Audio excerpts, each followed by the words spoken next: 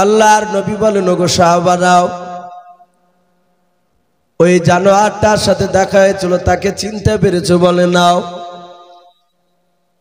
বলে ওই জানোয়ারটার নাম হচ্ছে দাব্বাতুল আদ। বলে হ্যাঁ, ওই জানোয়ারটা গোটা পৃথিবী ভ্রমণ করবে।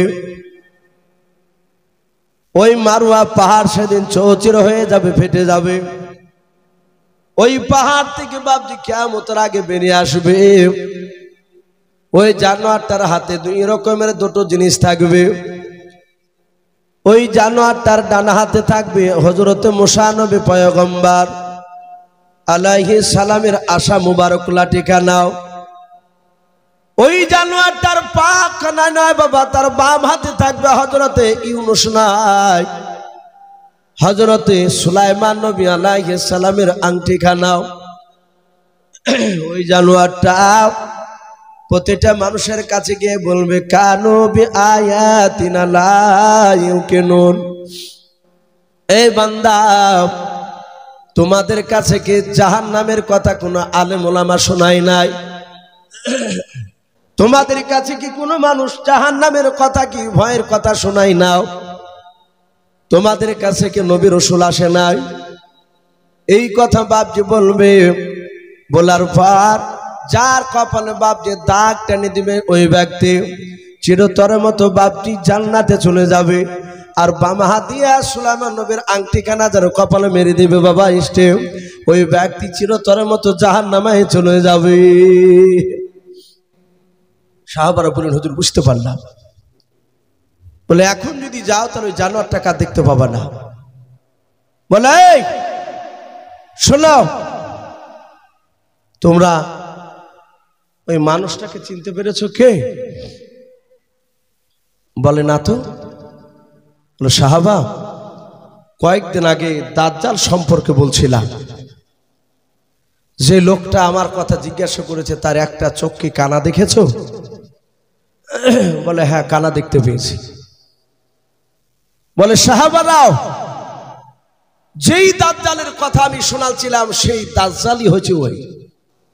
বেশিরভাগ উলামারা লিখেছে, ওই মক্কা নগরে ছোট থেকে যে উধাও হয়ে গিয়েছিল, তারপর থেকে লোকটাকে ওখানে বন্দী করে রাখা হয়েছে, সেও বেরিয়ে আসবে। বাপজি এখন দাজ্জালের বাপজি অনেক মামাতে খালাতে ভাই বাপজি বেড়ে গিয়েছে। তা আমি আপনাদের সকলকে বলবো, বাপ আল্লাহ আমাদের সকলকে যেন দাজ্জালের ফিতনা থেকে যেন হেফাজত করুন। বলুন আল্লাহুম্মা আমিন, আল্লাহুম্মা আমিন। ভাই যাই হোক, প্রতিটা বাপজি ভাইকে আমার বলার উদ্দেশ্য এই যে বাপজি আমরা 5 ওয়াক্ত নামাজ পড়বো। বলুন ইনশাআল্লাহ। ভাই নামাজ ছাড়া গতি নাই। আজকে জালসা বাপজি দিয়েছে, যুবক ছেলেরা মেন উদ্দেশ্য হচ্ছে বাপজি গ্রাম থেকে কার আব্বা, কার মা, কার দাদা দাদি, নানা নানি অনেকে চলে গিয়েছে আমাদের। তারা অন্ধকার কবরে বাপজি চাতক পাখি না চেয়ে আছে। আমরা জানি না তারা কবরে কোন অবস্থায় শুয়ে আছে। কবরবাসীরা বাপজি তারা চেয়ে থাকে যে একটু আমার জন্য হয়তো দোয়া করবে। অনেক মানুষ তো বাপজি ডাইরেক্ট কবর জিয়ারত করা নিষেধ বলছে, যে যাওয়া যাবে না। এটা ভুল কথা ভাই। 10:30 বাজতে ছিল, তখনই তো বললাম ভাই লিয়ে আসেন। 10:30 বাজছে, আমারও 2 ঘন্টার অনেক পার হয়ে গেছে ভাই। আর একটু কথা বলতে অসুবিধা হচ্ছে, অনেকে বুঝতে পারছে, বারবার সমস্যা চলে এসছে গলা। তো ভাই যাই হোক, আমি বলছিলাম যে আপনার মৃত্যু ব্যক্তির কবরে রাসূল বলেছেন মাঝে মাঝে কবরে যাও। নবীজি প্রথমে কবর জিয়ারত করা নিষেধ বলেছেন, তারপরে নবী আবার অনুমতি দিয়েছে। কবরে গেলে মওতের কথা স্মরণ হয়। বলুন আলহামদুলিল্লাহ। কিন্তু এখন বাপজি উল্টো হয়েছে। এখন মাটি দিতে গেলে যত দুনিয়ার গেল্লা ওই কবর গায়ে হয়েছে। দেখেন, আমরা দেখেছি দাঁড়িয়ে থাকলে কিছু মানুষ গেল্লা করার লেগে, কথা বলার লেগে সুর করে মৌলবীদের কাছে আসে। একা দাঁড়িয়ে থাকবেন আর 5 জনা যাবে, গেলি উঠবন্তি কথা আলোচনা শুরু হয়ে যাবে। বাপজি এগুলো আপনি আমি লোককে জায়গা দিই বলে মানুষরা কথা বলার সুযোগ পায়। মানুষ আসবে, সরিয়ে আসবে, আর আপনি আরেকটু দূরে সরিয়ে যাবে, যে বলবেন ভাই একটু দোয়া দরুদ পড়ুন। ওর কথাতে কান না দিলে দেখবেন এখানে গেল্লার আসবে না। আমরা কবরের চিন্তা করি নাই। আল্লাহ রাসূল বলেছেন কবরের কাছে মাঝে মাঝে যাও, কবর দেখলে তোমার মউত শুনুন আসবে। ওই কবরে সব বেটা বাপজি শুয়ে আছে, খুবই খতরনাক ভয়ঙ্কর কবর। তাই প্রতিটা বাপজি ভাইকে বলবো, ভাই আমরা 5 ওয়াক্ত নামাজ পড়ব, বলুন ইনশাআল্লাহ। নামাজ আল্লাহ রাসূল এত গুরুত্ব দিয়েছে। মোবাইল পড়ে গেছে, যাক ভাই, একটা মোবাইল আর একটা চাবি পড়ে গিয়েছে। যাদের হয়তো হারিয়ে গিয়েছে ভাই, পড়ে গিয়েছে, তারা হয়তো একটু অনেক চিন্তিত অবস্থায় আছে, স্টেজের উপর আছে। সঠিক প্রমাণ দিয়ে আপনারা সভাপতির কাছ থেকে এই মোবাইল একটা আর একটা চাবি নিয়ে যাবেন। কোনো বাপজি কোনো ভাইয়ের যদি পড়ে যায়, আপনারা এখানে এসে সঠিক প্রমাণ দিয়ে নিয়ে যাবেন। পাওয়া গেছে একটা মোবাইল আর একটা চাবি। তো ভাই আমি বলছিলাম নামাজ এত কঠিন। রাসূল বলেছেন নামাজ হচ্ছে আমার দিলের ঠান্ডা, বলুন আলহামদুলিল্লাহ। রাসূল যখন মওতের শয্যায় ছটফট করছিলেন, ইন্তেকালের 3 দিন আগে, মা আয়েশা সিদ্দিকা রাদিয়াল্লাহু তাআলা আনহা রাসূলকে এভাবে ধরে আছে। হযরতে রাসূল বাপজি নামাজ পড়াতে যেতে পারেননি 17 ওয়াক্তের ফরজ নামাজের, বলুন আলহামদুলিল্লাহ। নবী জিন্দা অবস্থায় 17 ওয়াক্তের ফরজ নামাজের ইমামতি করতে পারেনি, মাথার যন্ত্রণায়। নবীজির বাপজি বন্ধু আবু বকর সিদ্দিক রাদিয়াল্লাহু তাআলা আনহু, তিনি নামাজ বাপজি ইমাম হিসাবে নামাজ পড়াচ্ছিলেন। কিতাবে লিখেছে আসরের নামাজের টাইম পার হয়ে যাচ্ছে, রাসূল বেরোচ্ছে না ঘর থেকে। রাসূলের ঘরটা হুজরাখানা আর মসজিদে নববীর ঘর একটাই দেওয়াল ছিল, দেওয়াল একটা দরজা ছিল, দরজার পারে রাসূলুল্লাহর ঘর, ওই পারে মসজিদে নববী। সাহাবারা লক্ষ্য করলে নবী আসছে না কেন। আবু বকর সিদ্দিক রাদিয়াল্লাহু তাআলা আনহু আর সব সাথে ভাইরা আল্লাহর নবীজির দরজায় সালাম দিলেন। নবীজির বাপজি দরজা থেকে উত্তর মেরে আসলো। আল্লাহর নবী বলেন আয়েশা এখনই তুমি পর্দার আড়ালে চলে যাও, আমার কাছে সাহাবারা আছে কথা বলবে। মা আয়েশা সিদ্দিকা রাদিয়াল্লাহু তাআলা আনহা তিনি আড়ালে চলে গেলেন। সাহাবারা সবাই নবীর কাছে গিয়ে বলল হুজুর আসরের নামাজের টাইম পার হতে চললো, নবী আপনি কেন যাচ্ছেন না। নবী আমার কাদার বলেন সাহাবারা আমি মাথার যন্ত্রণায় আর দাঁড়াতে পারছি না, আমি ইমামতি করতে পারবো না। তোমাদের মধ্যে হযরত আবু বকরকে ইমাম করে নামাজটা পড়িয়ে না। আবু বকর হাওমা করে কাঁদছেন, বুঝতে পেরেছেন আর মৃত্যুর আগ পর্যন্ত নবীকে আমরা ইমাম হিসাবে আর নামাজ পড়তে পাবো না।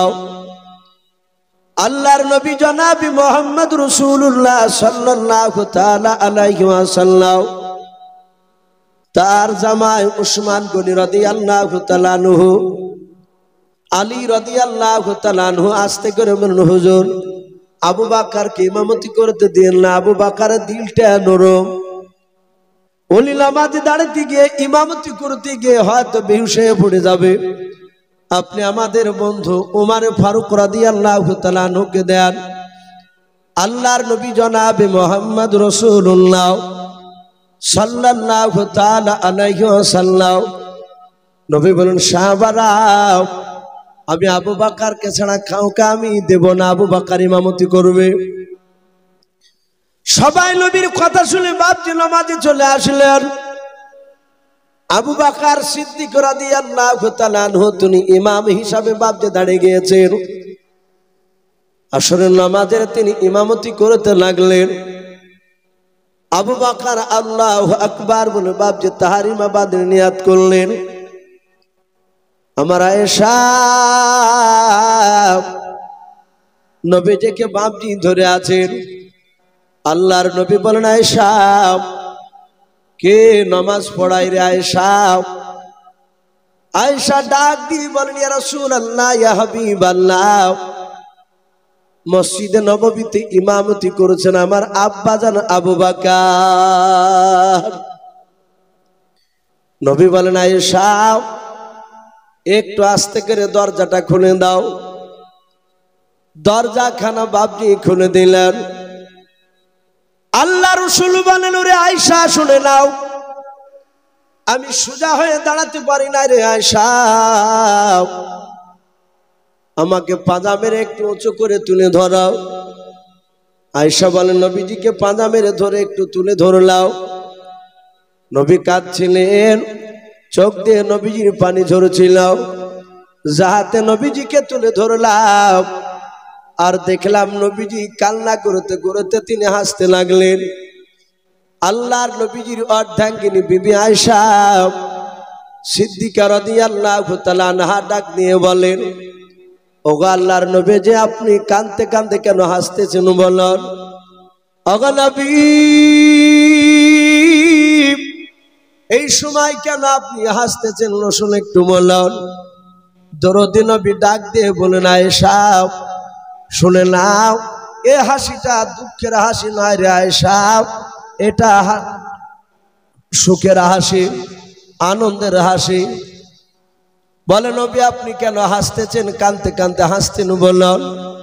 বলে, আয়েশা আমি তাকে দেখলাম, আমি ইন্তেকাল করার পর আমার উম্মতেরা এভাবে জামাত করে তারা নামাজ আদায় করবে। আয়েশা এই কিয়ামতের আগের দৃশ্যখানা, আমি ইন্তেকাল করার পরে যে দৃশ্যখানা ঘটবে, এটা আমি বিশ্বনবী জিন্দা অবস্থায় আমি দেখে নিলাম। জোরে বলুন সুবহানাল্লাহ। সম্মানিত ভাই আমার বাবা জীবনেরা, এসে রসুল বলেন, আয়েশা নামাজ পড়লে আমার চোখ শীতল হয়ে যায়। আমরা পড়বো তো বাপজি? বলুন ইনশাআল্লাহ। নামাজ ছাড়া বাপজি গতি নেই। নামাজ বিহীন কোনো মানুষ বাপজি জান্নাতে তো পারবে না। হ্যাঁ, আল্লাহ রাব্বুল আলামিন, আপনি আমি নামাজ পড়িনি, আল্লাহ আমাকে হয়তো মাফ করলো, আপনাকে মাফ করলো, সেটা ভিন্ন কথা। কিন্তু আপনাকে আমাকে যে মাফ করবে এর কোনো গ্যারান্টি আছে বাপ বলেন? এই জন্য বাপজি নামাজ পড়া লাগবে। আজ আমরা শীতের সময় বাপজি ফজরে অনেকে বাপজি নামাজ পড়তে যায়, দেখা যায় স্বামী স্ত্রী বিছানায় শুয়ে আছে, ল্যাপের ভিতর থেকে স্বামী বেরোচ্ছে, স্ত্রীকে ভালো করে ঢেকে ঢুকে দিছে, বলছে তুমি শুয়ে ঘুমাও, আমি মসজিদ থেকে নামাজ পড়ে আসি। স্ত্রীকে তার বলা উচিত ছিল, বিবি তুমিও নামাজ পড়তে উঠে দাঁড়াও। কিন্তু বাপজি আমরা সেটা বলি নাই। আপনার স্ত্রীকে ঢেকে ধুয়ে যাচ্ছেন নামাজ পড়তে, আপনি নামাজ পড়ছেন, স্ত্রীকে বললেন না, এই স্ত্রীতে কিয়ামতের ময়দান আপনার কলা ধরে হাত ধরে আপনাকে জাহান্নামে নিয়ে যাবে। বলে আমার স্বামী নামাজ পড়েছিল, আমাকে নামাজ পড়ার কথা বলে নাই। ছেলেরা বাপজি সেদিন সাক্ষী দিবে বিরুদ্ধে, মেয়ে তো সাক্ষী দিবে। এই জন্য বাপজি আমরা সকলেই নিজেরা নামাজ পড়ব এবং বাড়ির ছেলেদেরকে বাপজি মসজিদে নামাজ পড়তে যাওয়ার জন্য হুকুম করব। বলুন ইনশাআল্লাহ। আর মা বোনেদেরকে তাদেরকে বাড়িতে নামাজ পড়তে বলবো। বাপ, নতুন জিনিস চালু হয়েছে, মেয়ে ছেলেদেরকে নিজে মসজিদে ঢোকাছে। বাপ, মেয়ে ছেলেদেরকে, আমাদের এলাকা তো তৈরি হয়ে গেছে, দেখলাম একই মসজিদে বেটা ছেলে নামাজ পড়ছে, মেয়ে ছেলে পড়ছে। এর আগে একটা জালসা নিয়ে গেছে, ঠান্ডাতে বাপ জমছে ভাই, সেদিন এই চাদরটা তো নিয়ে যায়নি, যে ভাই একটু গায়ে দাও, কিছু পাওয়া যাবে না, একটু শুয়ে আছি। তো ইমাম সাহেব দেখছে বাপজি 4 খেয়ার থান মেয়ে ছেলের, থান বাইর করে বলছে হুজুর শুয়ে থাকেন, 1 কোট থেকে দিছে 60 করে। আরে ভাই ইয়া দিছিস কেন রে ভাই? হাসতে বলছি, এসো ভাই, এটি নেন হাতের মাথায়, বাড়িতে সব পাওয়া যাচ্ছে না, সব মেহমান এসেছে, এই এতগুলো থান কোথায় পালি রে ভাই? তোর বিবি টিবি থাকে নাকি এখানে কোনো কামরা টামরা? তো বলছে না ভাই, এখানে মেয়ে ছেলে নামাজ পড়তে আসে। বাপজি মেয়ে ছেলেকে আমরা মসজিদে যেতে দেবো না, আমরা মা বোনেদেরকে বাড়িতে নামাজ পড়তে বলবো। বলুন ইনশাআল্লাহ। আর বেটা ছেলেদেরকে বাপজি মসজিদে নামাজ পড়তে যেতে বলবো। হ্যাঁ, যদি কেউ মনে করে ফরজ নামাজ মসজিদে পড়বো, সুন্নাত নামাজ বাড়িতে পড়ব, এটা সাহাবারা করতেন। আল্লাহ রসুল বলেছিলেন বাড়িকে কবর বানায়ও না, তাই সাহাবারা বেশিরভাগ তারা সুন্নাত বাড়িতে পড়তেন, নফল বাড়িতে পড়তেন, ফরজ নামাজ মসজিদে জামাত আদায় করতেন। আবার কে কেউ ভাবছে মসজিদে পড়তেন, কিন্তু বাড়িতে পড়লেও গুনাহ নেই, ভালো। কিন্তু মা বোনদেরকে আমরা সাথে করে মসজিদ দিলে যাব না, বলুন ইনশাআল্লাহ। তাদেরকে বাড়িতে পড়ার জন্য হুকুম করব। ভাই আমার ভাইজান চলে এসেছে, আপনাদের সামনে মূল্যবান কথা উনি আলোচনা রাখবেন। যেহেতু ঠান্ডার সময় বাপজি, আমরা ইনশাআল্লাহ ওনার শেষ দোয়া নিয়ে বাড়ি যাব। আল্লাহ রাব্বুল আলামিন বক্তা শ্রোতা সকলকেই বেশি বেশি করে বলাচ্ছে বাপজি, শোনাচ্ছে, আমাদেরকে আমল করার তৌফিক দান করুন, বলুন আল্লাহুম্মা আমিন। বক্তা শ্রোতা সকলকে বাপজি দোয়া করি কোরআন এবং সুন্নাত অনুযায়ী আমল করার তৌফিক দান করুন, বলুন আল্লাহুম্মা আমিন, আল্লাহুম্মা আমিন। এ বলে বাপজি আমি আপনাদের কাছ থেকে বিদায় নিচ্ছি। ভাই অনেক কথা আলোচনা করেছি, বলার মধ্যে ভাষার মধ্যে যদি ভুল হয়ে যায় সকলে ছোট ভাই কিংবা ছোট ছেলে সবাই ক্ষমা করবেন। এই বলে বক্তব্য আমার ইতি টানলাম। ওয়া আখিরি দাওয়ানা আনিল হামদুলিল্লাহি রাব্বিল আলামিন। আসসালামু আলাইকুম ওয়া রাহমাতুল্লাহি ওয়া বারাকাতুহু।